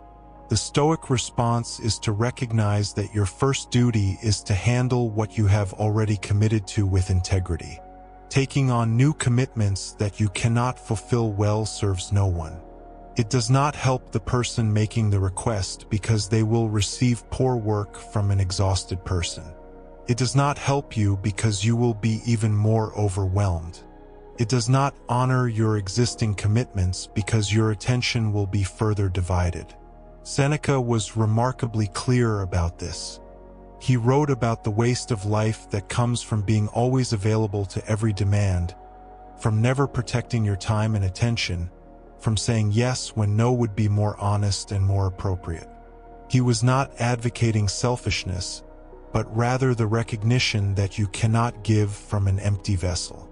When someone asks something of you and you are already overwhelmed, you can say, "I cannot take that on right now. I am working at capacity." You do not need to over-explain or justify. You do not need to prove that you are sufficiently overwhelmed to warrant saying no. You simply need to be honest about your current state and protect your ability to handle what you have already undertaken. Some people will understand this immediately. Some will be disappointed. Some may judge you as weak or uncommitted. This is not up to you. What is up to you is whether you maintain your integrity by working within your actual capacity rather than pretending to a capacity you do not currently possess. As you continue working through overwhelming circumstances, you may also need to apply the practice of temporary simplification. When everything is too much, you make things temporarily simpler. You do not do this forever. You do not abandon important dimensions of your life permanently. But for now, while you regain your footing, you reduce complexity wherever possible. This might mean eating simpler meals for a week. It might mean wearing the same basic outfit every day so you do not have to make clothing decisions. It might mean letting some less critical tasks wait while you focus on the truly important ones. It might mean reducing social commitments temporarily to preserve energy for essential work. The Stoics lived this principle. When Cato needed to focus completely on defending the Republic, he simplified his personal life to the bare essentials. When Marcus Aurelius was on campaign, he did not maintain the full complexity of palace life. They understood that attention and energy are finite resources, and that sometimes you need to consolidate them. Modern life often pressures us toward constant complexity. We are supposed to maintain intricate social lives, pursue multiple hobbies, optimize our health routines, stay informed about countless issues, develop ourselves in multiple dimensions, all while meeting demanding work and family obligations. This is simply not sustainable, and it is especially not sustainable when we are already overwhelmed. Temporary simplification is not failure. It is intelligent adaptation to present circumstances. When a ship encounters a storm, the crew secures everything loose and focuses on the essential tasks of navigation and survival. They do not try to maintain normal operations in abnormal conditions. When the storm passes, they return to regular activity. But during the storm, simplification keeps the ship afloat. You can ask yourself, what can I simplify for now? What can wait? What complexity am I maintaining out of habit rather than necessity? Often you will find that there are several things you can set aside temporarily without any real cost, freeing up attention and energy for what truly matters. Throughout all of these practical applications, one final practice supports everything else. Regular check-ins with yourself. This means pausing periodically, even briefly, to assess your state. How are you feeling? Is the overwhelm lessening or increasing? Are you maintaining the one thing at a time approach or slipping back into trying to do everything at once? Do you need to take a longer pause? Have you been holding tension in your body for the last hour? These check-ins take almost no time, perhaps 30 seconds every hour or two, but they prevent you from drifting back into unconscious overwhelm. They keep you connected to what is actually happening rather than what you imagine should be happening. They allow you to make small corrections before small problems become large ones. Marcus Aurelius practiced something like this in his daily life. He would pause to examine his thoughts and judgments, to notice where he was resisting reality or clinging to outcomes he could not control. These were not lengthy meditations, just brief moments of self-examination that kept him oriented toward his principles. You can do something similar. Set a quiet alarm if that helps, or simply make a practice of checking in whenever you transition between tasks. Each check-in is a moment of reconnection with yourself, a brief return to presence after the absorption of work or worry. As you apply these practices, remember that they are not about achieving some perfect state where you never feel overwhelmed. They are about having tools to work with overwhelm when it arises, methods for moving from chaos toward order even when complete order is not immediately possible. You are not trying to eliminate all difficulty from life. You are learning to remain functional and thoughtful even when life is difficult. The Stoics knew that challenges would keep coming. Marcus Aurelius did not imagine that he would solve all the problems of the empire and then retire to perfect peace. He knew that being emperor meant facing one crisis after another, that there would always be new complexity, new overwhelm, new demands. What mattered was not eliminating these challenges, but maintaining his capacity to respond to them with wisdom and integrity. You face your own version of this ongoing reality. Life will continue to present situations that stretch your capacity. Overwhelm will arise again. What you are building through these practices is not immunity to overwhelm, but resilience in the face of it. You are training yourself to notice, to pause, to sort, to act with focus, to be kind to yourself in the process, to maintain boundaries, to simplify when needed, to check in regularly. These are not complicated practices. They are simple, which is precisely why they work. When you are overwhelmed, you do not need elaborate systems.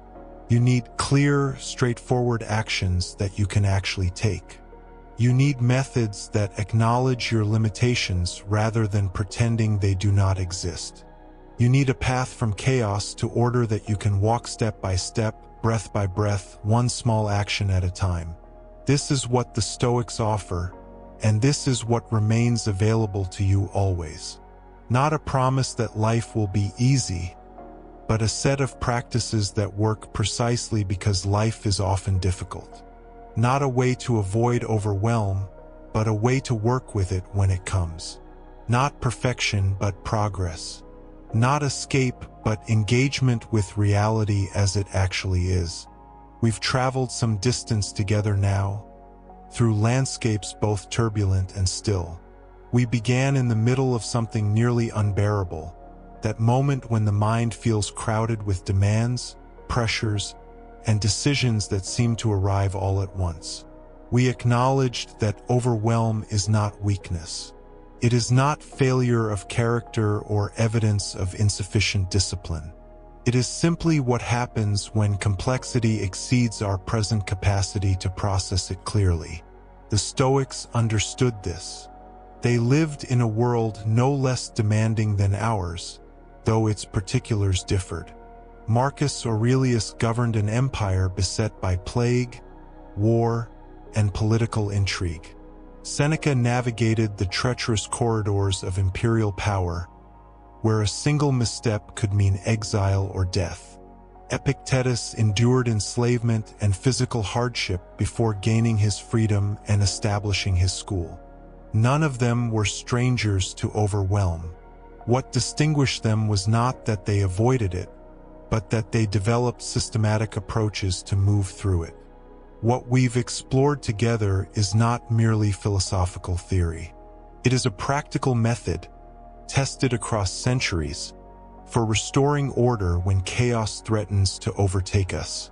We began with the fundamental recognition that overwhelm is, at its core, a loss of perspective.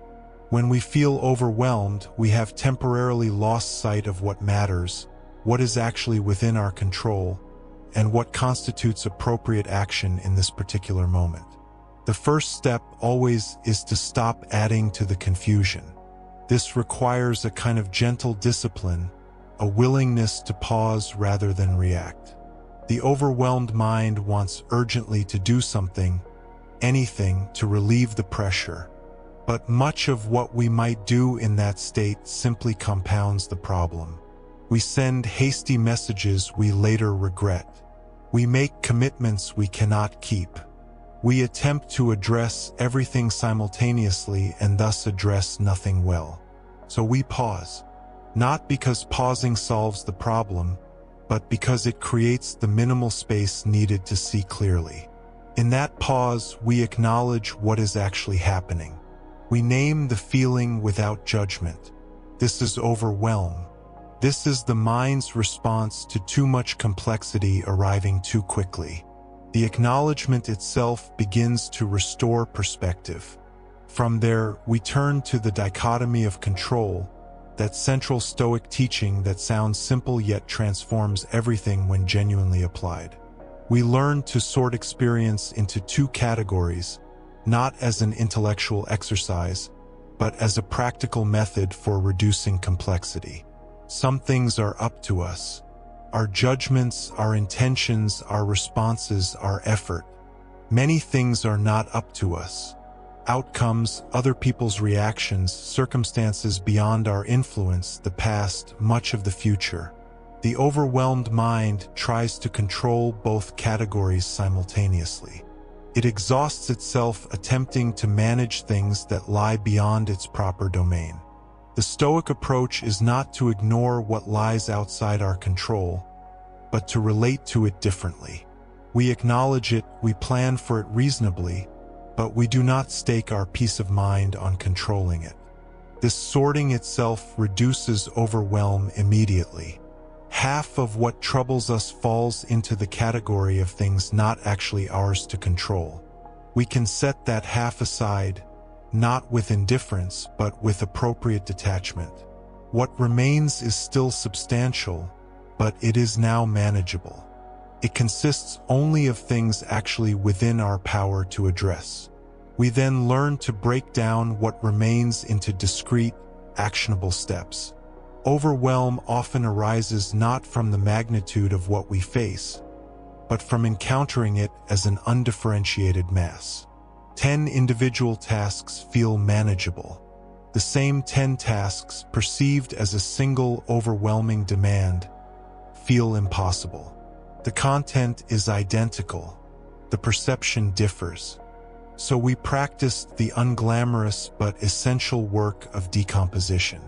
We learn to take what feels impossibly large and break it into components small enough to be addressed one at a time. This is not merely organizational technique. It is philosophical practice, an application of reason to restore order where chaos has temporarily taken hold.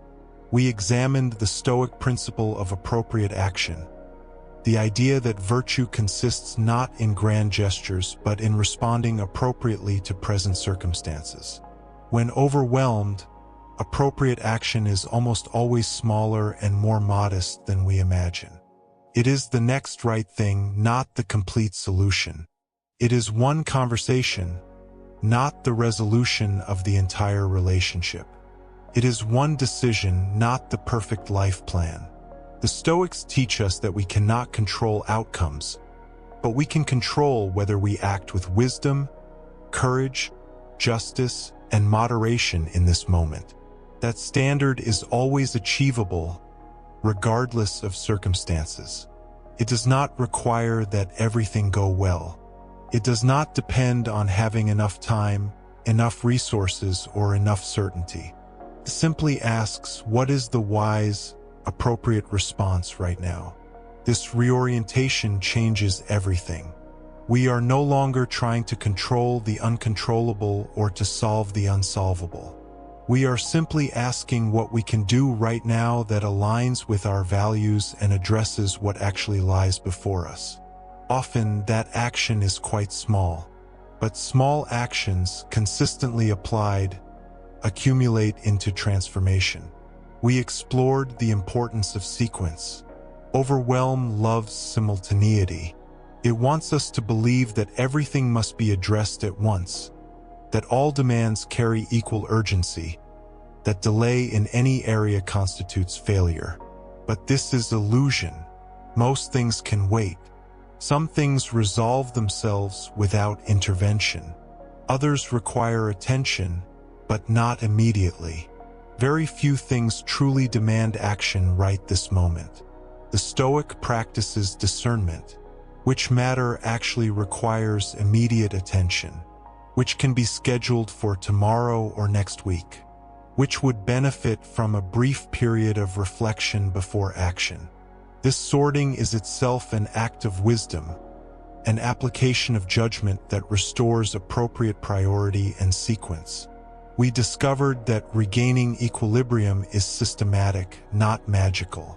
There is no secret technique that instantly dissolves overwhelm, but there is a reliable process that, when followed with patience, leads from chaos back toward clarity. Pause, acknowledge, sort, simplify, rest, repeat. These are not revolutionary concepts. They are ancient wisdom, tested across millennia, still valid because they accord with how human consciousness actually functions.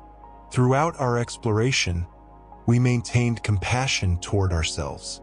The Stoics are sometimes misunderstood as advocating harshness, a rigid self-discipline that allows no room for human limitation. But this misreads them entirely. Marcus Aurelius reminds himself repeatedly to be patient with others because they cannot help but act according to their nature and understanding. He extends the same patience to himself. When we are overwhelmed, we do not need additional criticism or judgment. We need understanding.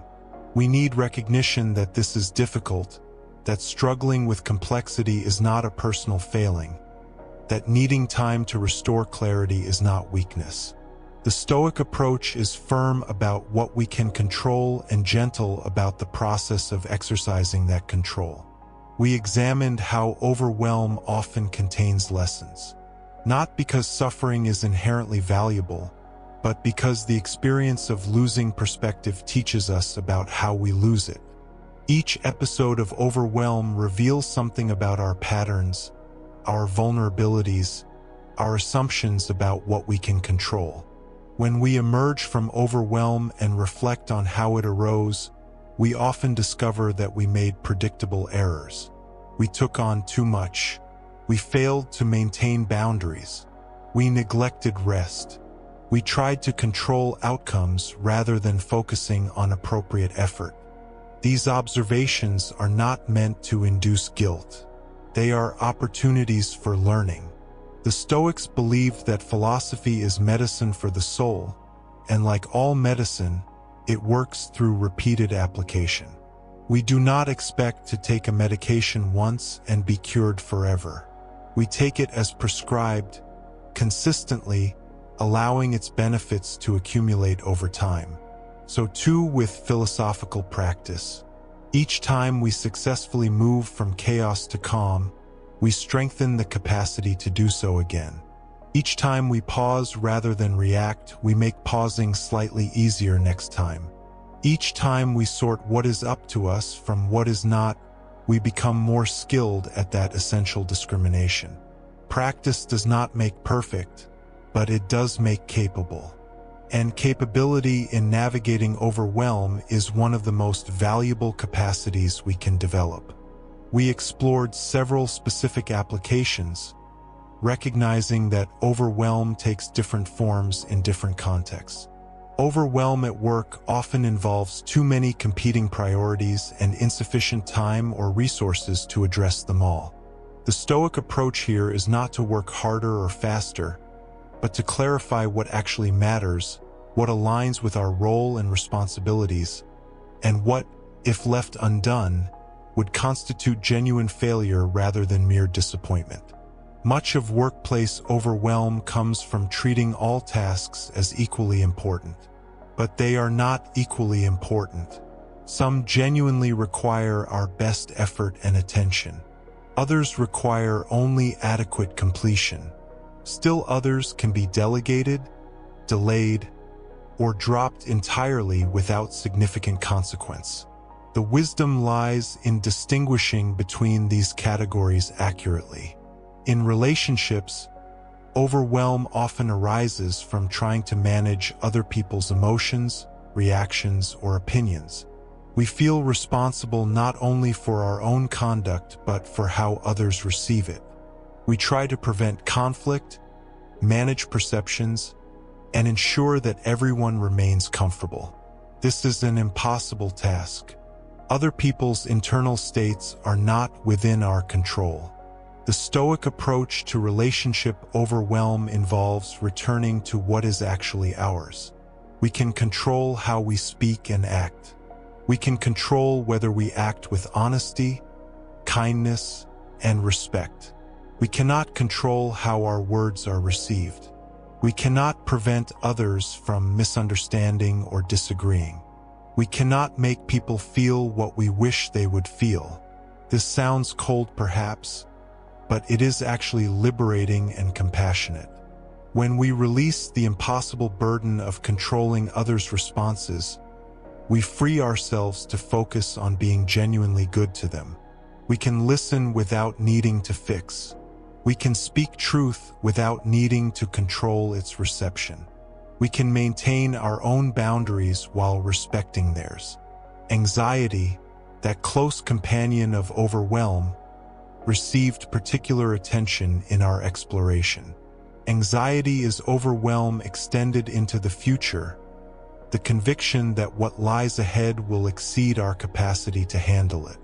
The Stoic response is not to eliminate uncertainty, which is impossible, but to recognize that we have handled everything life has presented so far. Not always gracefully, not always successfully, but we have handled it. We are still here.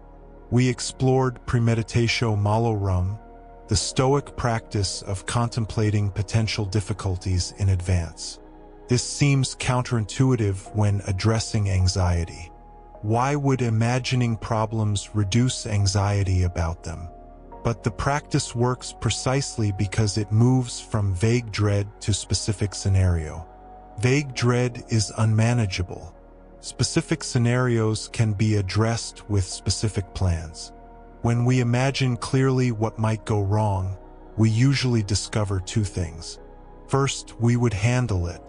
It would be difficult, but we would respond somehow. We would draw on resources we possess, ask for help where needed, and move through it step by step.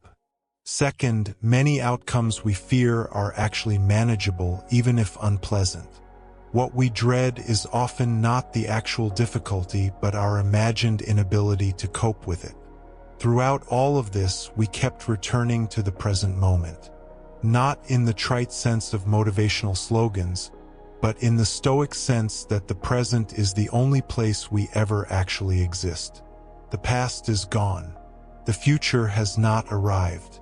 This moment right now is the only location where we can think, choose, or act.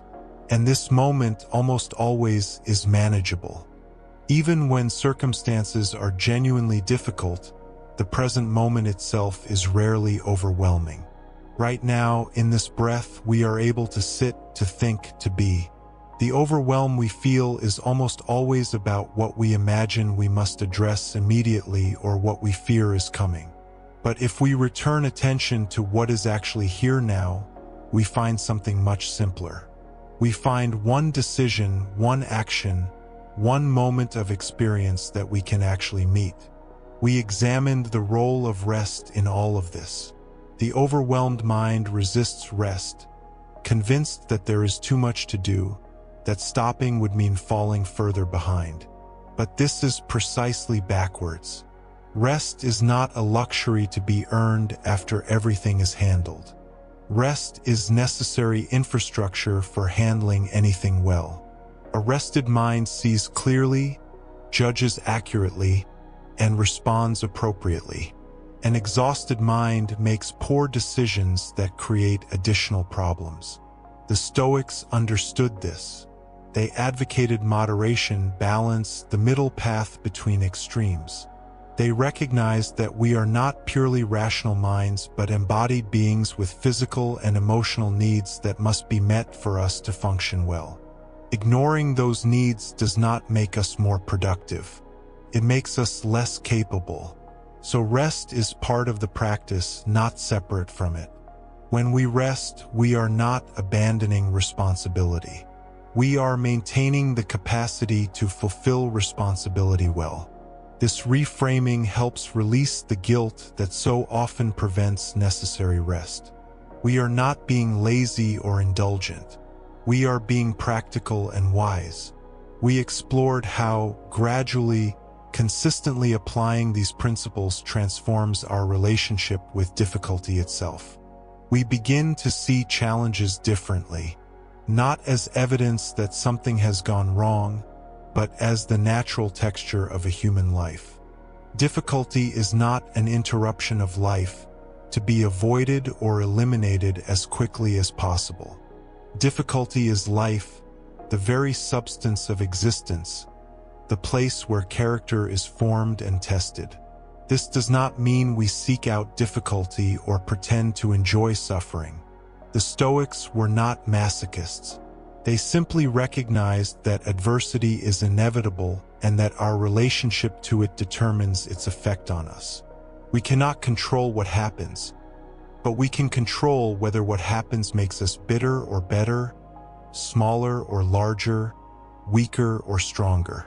Marcus Aurelius wrote that impediments to action advance action, that what stands in the way becomes the way. This seems paradoxical until we recognize what he means. When we encounter an obstacle, we are forced to engage capacities we might not otherwise develop. We must find alternative paths, draw on inner resources, grow beyond our present limitations.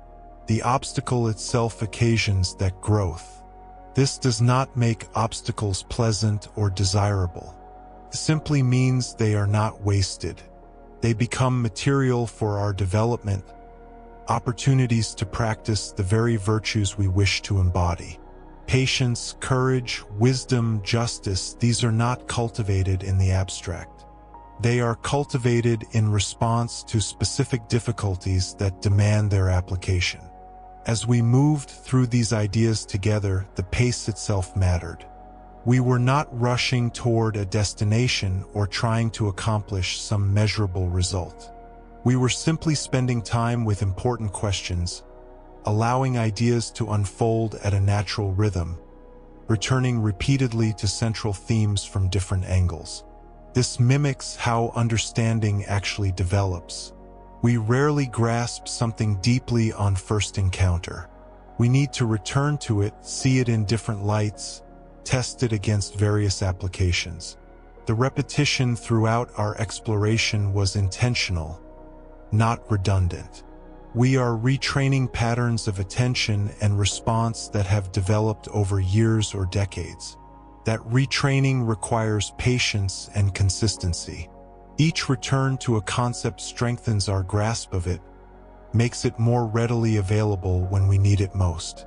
And we explored all of this with gentleness. Not the false gentleness that avoids difficulty or pretends everything is fine when it is not, but the genuine gentleness that meets ourselves as we actually are, acknowledging that change is gradual, that learning takes time, that we will stumble and forget and need to begin again many times. This is not failure. This is the process. Now, as we reach the natural resting point of this particular reflection, we find ourselves not at an ending but at a kind of integration. Everything we have explored remains available. These ideas do not disappear when the audio ends. They become part of the landscape of consciousness, resources that can be drawn upon when needed. You may return to this material again when overwhelm next arrives. You may find that certain sections speak more clearly to particular situations. You may discover that what seemed abstract at first hearing becomes concrete and applicable at second or third encounter. This is as it should be. Philosophy is not information to be downloaded once and forgotten. It is practice to be engaged repeatedly, each time revealing new dimensions. The Stoic path is not about achieving some final state of perpetual calm. It is about developing reliable methods for returning to calm when we inevitably lose it. We will be overwhelmed again. Life guarantees this. But we need not be overwhelmed in the same way, for the same duration, with the same helplessness. We can recognize it earlier, respond more skillfully, recover more quickly. Each time we move through the cycle from chaos to calm, we strengthen something essential. We prove to ourselves that we are capable of navigating difficulty. We learn that our capacity exceeds what we imagined in the worst moments. We discover resources within ourselves that we did not know we possessed until circumstance demanded them. This is the true gift of difficulty, not that it feels good or that we should welcome it, but that it reveals us to ourselves. In the comfortable moments, we never fully know what we can handle. Only in the difficult moments do we discover the depth of our resilience, the flexibility of our thinking, the fundamental stability that remains even when circumstances shift dramatically. The ancient Stoics knew this from direct experience. They were not offering us theory developed in comfortable circumstances. They were sharing what they themselves had learned through exile, loss, political upheaval, war, and personal tragedy. What they teach has been tested. It has endured because it works not perfectly, but reliably enough to justify confidence. As you move forward from this listening, you carry these ideas with you, not as a burden of things you must remember or apply perfectly, but as a kind of internal compass, a way of orienting toward what matters when confusion arises. You know now how to pause, how to sort what is yours from what is not, how to simplify complexity, how to take the next right step rather than trying to solve everything at once. You know that overwhelm is temporary, that clarity can be regained systematically, that you have within you what is needed to navigate whatever comes. Not because you are exceptional, but because you are human, and these capacities are part of what it means to be human. They are available to everyone willing to practice them. The practice continues beyond this audio, beyond any single moment of reflection. It continues in the small choices you make tomorrow and the day after, in how you respond when too much arrives at once, in whether you remember to pause before reacting, in whether you can distinguish your judgments from objective reality, in whether you treat yourself with the same patience you would extend to someone you love. This is the work, not dramatic or glamorous, but steady and reliable. The kind of work that, practiced consistently over months and years, transforms not just how we handle crisis, but how we move through ordinary days. We become people who meet life with less resistance, less fear, less exhaustion. Not because life becomes easier, but because we become more capable. So there is nothing to conclude here, really. Only an invitation to continue, to return to these ideas when you need them, to practice the principles in your own way, adapted to your own circumstances, to be patient with yourself when you forget, because you will forget, and to begin again as many times as needed, because beginning again is itself part of the practice. The path from chaos to calm is always available. It requires nothing you do not already possess. It asks only that you pause, that you remember what is actually up to you, that you take one step at a time. This is enough. It has always been enough.